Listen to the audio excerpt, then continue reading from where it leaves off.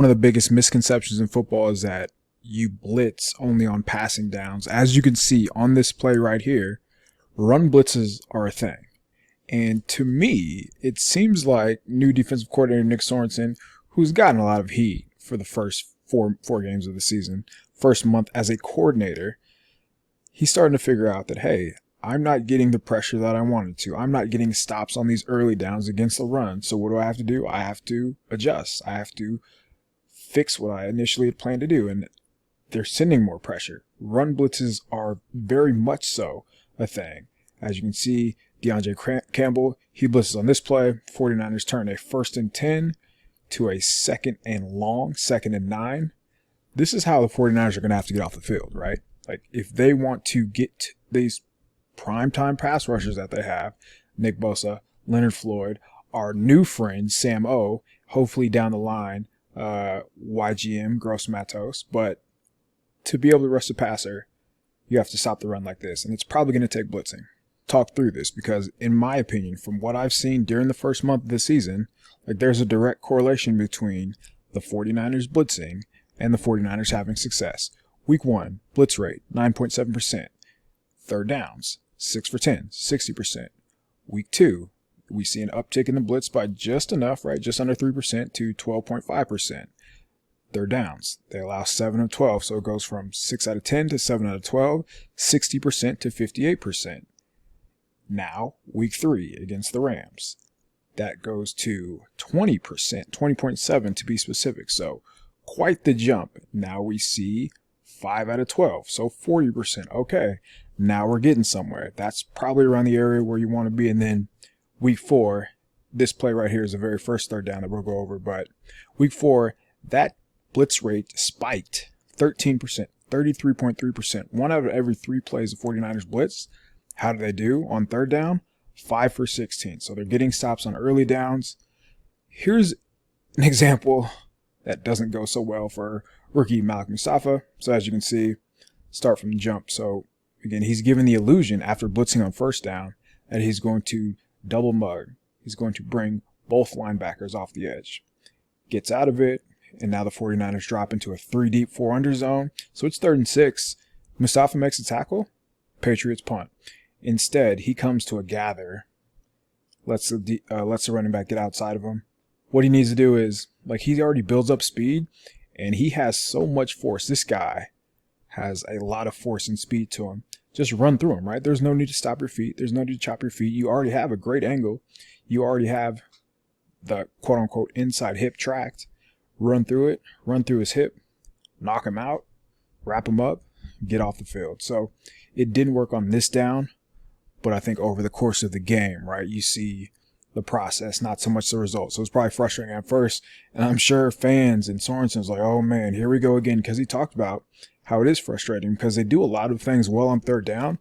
But for whatever reason, through the first month, there have been like a couple downs here and there where they've struggled. So I want to go over the 49ers blitz rate, tie it into their third downs, and see how it's all coming together is the best way to put it. Because I do think Sorensen is the right guy for the job. I do think they are trending in the right direction. So let's go over that. We showed Sorensen blitz on the initial first down of the game. Here's the next first down of the game, and they're going to blitz again. So Demetrius Flanagan fouls. He is going to blitz. Everybody else is going to be in man-to-man coverage. So cover 1 across the board. Wide receiver, he's going to blitz, like I said. He has, if the back goes this way, then Fred Warner has him. If the back goes this way, then Campbell has him, and Fred Warner would take the tight end. So as it plays out, the back does go this way, and then Charvarius Ward has him. The one thing about blitzing, and this is a great play by Mooney Ward, obviously he's much healthier, and he's able to make aggressive plays like that, but the one thing about blitzing is it gets your best pass rushers one-on-one. When they were rushing 4 early in the season, especially against the Jets, teams would send 2 blockers toward this guy, and that's not what you want. As you can see on this play, Bosa gets a one-on-one. He's getting he's getting mugged. Look at that, man. That is tough. Which is, honestly, if you just only watch him every play, you could probably throw a flag. So I like, in a sense, I understand why they don't, because they're just like, I can't throw a holding call every time on this guy. But the point is, you get one-on-ones across the board. Nobody wins here, but Brissett feels it. Brissett knows he has to get rid of it, and that's when you see Mooney make a play. Another portion of blitzing is now the 49ers have competent corners, right? It's not just Mooney. Lenore is incredible. I don't think he gets enough credit for how good he is. Hopefully he comes up in this blitz package, third down stuff. The very next down, another blitz. Devondre Campbell, he's going to blitz. And I think they need to get him in an aggressive mindset, and one way to do that, send him, make him go forward. So another thing about blitzing, and when you blitz, you have chaos, right? You're creating chaos. You got guys moving every which way, especially when the defensive line moves here. Malik Collins, who has been very good for them so far, he is the shade 3 tech right here. He's going to step to his right. As you can see, nobody blocks him, which again, like when you blitz, you're messing with the offensive line's rules, right? They think, hey, I'm going to block the guy in front of me. Doesn't. Too late. Pollard blocks nobody. Overruns him just a little bit. Oh, Malik. He would want that tackle for loss. Like if I was coaching, if I was Chris Kocurek here, when you are free, you get to the heel depth of the offensive line. That way, like the running back has to come to you, right? So as soon as he wins, as soon as he's free, just wait, chill out. That's easier said than done because he has all his momentum coming this way, but stay here, get lateral, and he runs right to you. Easy tackle for loss. Shifty backs, but we're seeing the product of blitzing. Then you get to 3rd and 7. Okay, so 3rd and 7. Again, another blitz. Very next play. So it looks like the house is coming, right? And eventually it seems like that's what happened. So Fred Warner is going to be the only one that falls off. And this is really just a good call by the Patriots. So you got the blitz, you got Jair Brown coming, but the Patriots have a rollout coming. As I said, 3rd and 6. If I'm Mooney, I need to be sitting heavy, right? I want to play the sticks. I want to understand, hey, coming into this game, I know their quarterback, he's not throwing the ball down the field. Fun fact, coming into week 4, Brock Purdy had more completions of over 20 yards than Jacoby Brissett had attempts. Like, that's just not in the Patriots offense. So I would love to see him just play flat-footed here. And he's so fast. He's fast enough to do that, where I don't have to take those couple read steps right there where he's just giving too much ground. But this is 3rd down, and this is what's been haunting the 49ers. This is why they haven't been able to get off the field consistently to start the season. So, again, just a good call. You'd probably just give a hat tip to the Patriots because it did roll away from the blitz. If they roll the other, obviously they're not going to roll the other way, but if it was the other way, they roll right into the blitz. But just maybe just knowing, hey, this guy, Sorensen being the guy, he's blitzing from the field a lot. We're going to call away from that. So, one that they'd want back, but the first 2 3rd downs, as we've seen, Patriots were able to convert. All right, very next play. So, Sorensen's been leaning into this 5D line look lately. So now they have 1, 2, 3, 4, 5 true defensive linemen with 1, 2 linebackers. Is that? Oh, that's Tick. All right, so you got 5-2 with safety, safety, corner, corner. So they're going to blitz Warner. What happens when you blitz? Everybody gets a one-on-one. 1st and 10 turns into 2nd and 11, 12. Where's the ball at? 2nd and 11. Yeah, that's great. So let's watch the nose tackle right here. So losing Javon Hargrave, awful. Like, there's no replacing him. Against the Rams, he was outstanding. He was very, very good. Here, we have newcomer, again, defensive tackle, who, like, they're going to have to let the kids play. Or that's Jordan Elliott. I thought it was Evan Anderson. That's Evan Anderson. Jordan Elliott just completely resets the center, wins his one-on-one, and that's what they need. They need their guys to be better than the other guy. It doesn't have to be all 5 of them. It doesn't have to be 4, 3, 2, just 1, right? You get a one-on-one, you win it. That's what happens here, and that's how you get to rush the passer. So really nice job there, really nice play there by Elliott. But again, the product of blitzing comes to fruition on this play. So another benefit of blitzing is you force the quarterback to get it out hot. So another early down blitz, they're going to blitz Tig off the edge here, which gives one-on-ones across the board. Brissett fills the blitz, and they throw an underneath route. I cannot tell you how many times this year, I would say 7 in the 4 games, that teams are throwing to Lenoir underneath and counting on their wide receiver to break the tackle. It doesn't happen. At some point, right? These offenses have to know, if I throw short to the flat to number 2, it's not going to work. Let's pretend that Lenoir misses a tackle. Guess who's coming right behind him? The linebacker who wears 54. What are these plays? But again, blitz, get it out hot, force a good tackling team to make a tackle, and they've lived up to that. So that was a really good example too of another benefit of blitzing. Okay, let's skip to third down, and this is Sorensen, and this is a great example of why I think Sorensen is 100% the right man for the job. So, like I said, third down, given the illusion that double mug, they're going to blitz both linebackers.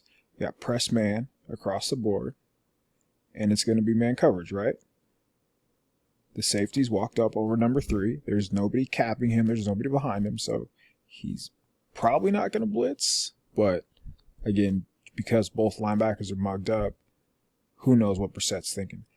Watch the spin. So looks like man, press man across the board at the snap late. Linebackers get out of there, and all of a sudden, it's cover 2. You got 2 deep safeties, both corners, deep linebacker.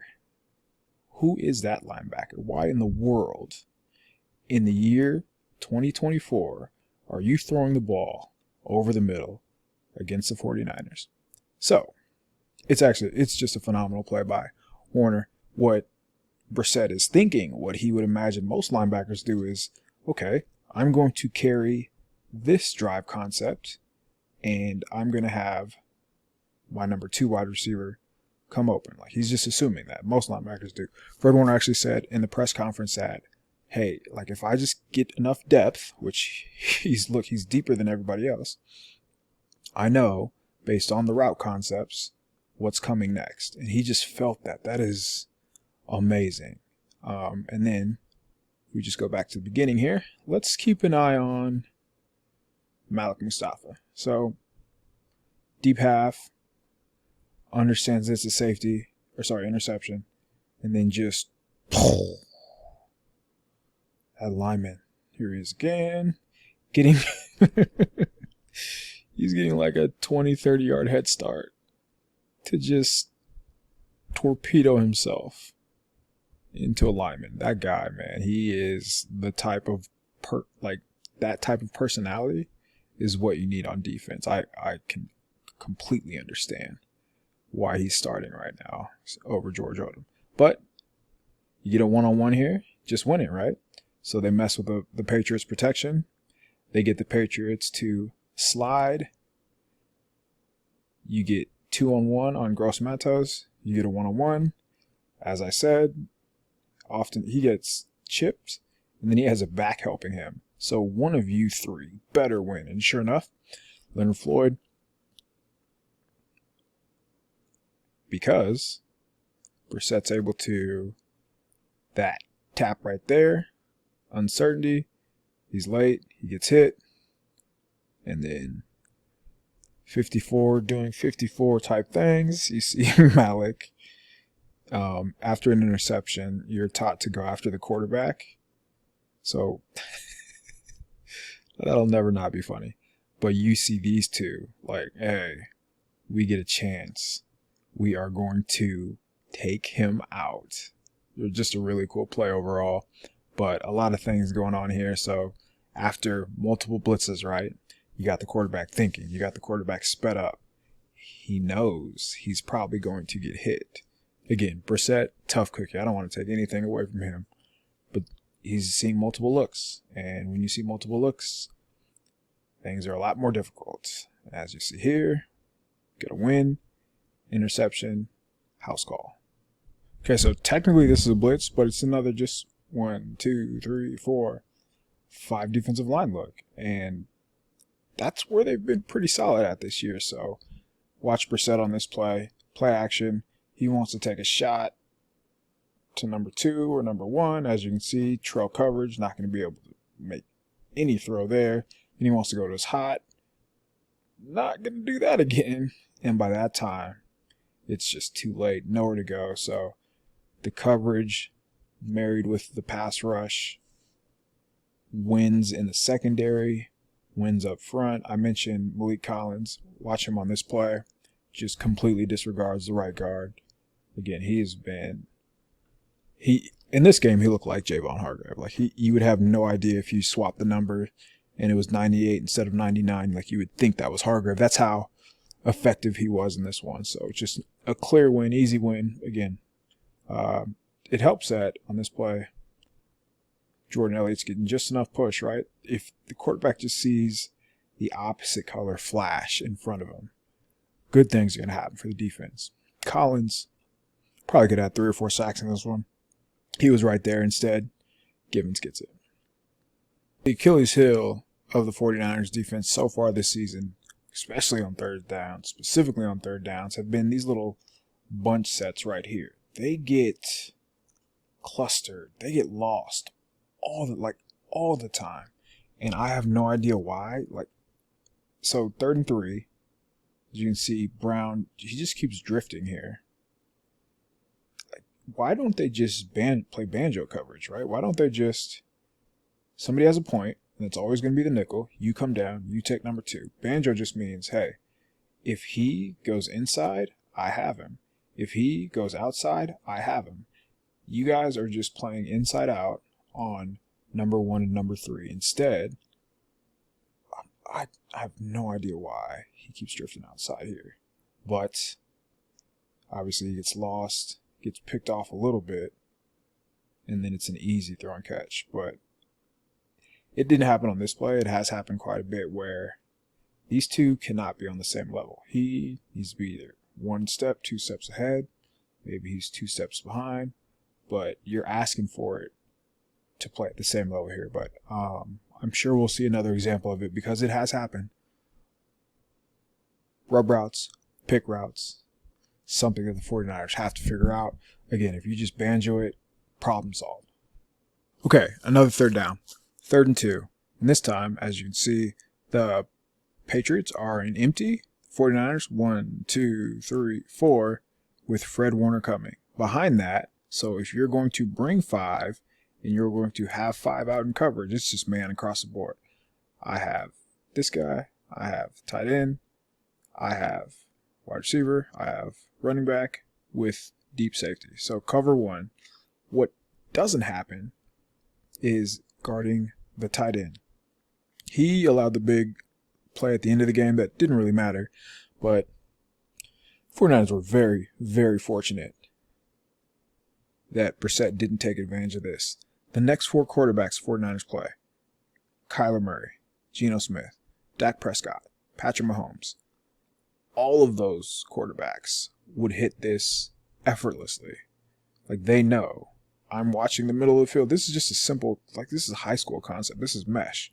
You got shallows, double shallows, and then you have an over-the-ball route. You have to know, I need to go here. Nobody guards him. He, again, is doing somebody else's job. D-winners, where you at? Fortunate to get a sack here, but it should not be a sack. Again, it helps. Maybe this is another product of blitzing, right? He's been hit a ton. You get your one-on-ones up front. Brissett drops his eyes because he feels the pressure. Should understand as a veteran quarterback for sure. Again, these next 4 are not going to make this same mistake. They're not going to drop their eyes under pressure. They should know right now, it's out of my hands. It's here. It's here. It's here. I wonder what he's looking at. Maybe, again, this is just a product of him not ever throwing the ball down the field. So he's only looking at the first level, which probably something that teams, or I would say 49ers fan, took for granted for the longest until Brock Purdy was under center. But another win. Malik Collins, forced fumble. They're able to get off the field. Okay, 3rd and 12. We have, that, by the way, got to 3rd and 12 because 53 D winners made a stop. Thank you, Samo. 3rd and 12. They run a soft Tampa 2. But in my opinion, like, well, Bosa is one of their best players. Bosa is the best player on defense. But this guy right here, he trending, like his arrow is rocketing up. So let's pay attention to 97. They have a running back to chip. Does not work out. Okay, we'll get back to him. The concept to the bottom of the screen here is going to run a deep curl, going to run like a divider route, through route. He's going to stop because obviously he can't get on top. And then they're going to run an out route from, is that tight end? Yeah. Tight end's going to delay and block and then run a late out route. What they want to do is they want him to scream to the flat so this curl route is wide open. Because he understands route concepts, because he knows what the most dangerous threat is, he's going to stay in that throwing window, so there's nowhere to go. And he knows I can be late here because it's 3rd and 12. I don't care about this route. Please throw it. I'll come up and make the tackle. It's exactly what happens. I cannot tell you how impressive that play is. That is just, he's going to get paid a lot of money next year. Ideally, it's with the 49ers. He's probably going to price himself out of their range because he is that good. He has been that good. But plays like this, like they're not going to show up in the box score. But number 2 is as good as it gets. Okay. Let's see what happens when an undrafted free agent left tackle and a running back has to block Nick Bosa. No. Let's move this up here. All right, we have an undrafted free agent left tackle. We have a running back. We have Nick Bosa. Choose one. Nope. And, oof. This number 97 here. This guy. He might have been able to have 4 or 5 in this game, too. He was on the heels, literally, of Brissett a handful of times. Very, very difficult to stop. All right, so that'll do it for me, right? Thank you for... Okay, last 3rd down, and this kind of sums up what happens when you continue... All right, I think that about does it, right? Gone on for long enough. Pressure, bust pipes. Pressure on this 3rd down makes quarterbacks jittery. Look, watch him right now. Watch the quarterback. The illusion of getting hit at this point in the game, late in the 4th quarter, midway through the 4th quarter, start of the 4th quarter, 27-10. He can't hit that throw because of what you've dealt, what you've hit, how many times you've hit him. Malik, come on. He knows it too. Let's watch the pressure. By the way, watch the coverage first. Renardo Green played the entire second half. He was locked down. You are never, ever going to worry about Deommodore Lenoir in the slot. He's where he needs to be. Charvarius Ward step late. If it's an accurate ball, is it there? Probably. What you would like to do is have the hug rusher. I think it's just one. Yeah, it's cover 1. The hug rusher on the running back, just stay in the throwing lane. Maybe he's able to tip that. But regardless, the pressure really got to Brissett all game. The looks that Sorensen gave the Patriots were very impressive. Like, he's changing it up. He's trying new things, whether it's 5-man fronts, whether it's blitzing, safeties, linebackers from all angles, getting defensive linemen one-on-one. Like, there were reps where Samo lines up against a guard because of the blitz. There are reps where, hey, maybe they have 3 guys on Bosa. Now, Leonard Floyd's one-on-one. So, it's promising. They're trending in the right direction. I would not be too concerned. And I know it's the Patriots. I know people are, kind of poo-poo on this performance and think, hey, it's the Patriots. Let's cool our jets. I think the process, right? We want to think about what Sorensen is doing. He's revving up the blitz rate. He's getting his defensive guys in an aggressive mindset, which is exactly what you need to win and excel. And I think guys like 99 right there are going to make a huge difference moving forward. So this next month is huge. This unit right here, they're going to have to be the ones to just get timely stops. And maybe it is a forced fumble. Maybe it is an interception. But you get a couple timely stops a game like that, with this offense, they're going to be able to go a long way. But with Kyler, with Geno, with Dak, with Pat, like these next 4 quarterbacks are very good. And this defense is going to be tested. So I'm pretty excited to see how this next month goes. But thanks for watching again. Please leave a comment if there's anything you want to see me break down next. But I'll be back Monday, hopefully talking about 49ers dropping 35 on the Cardinals. So thanks again, everybody. Take care.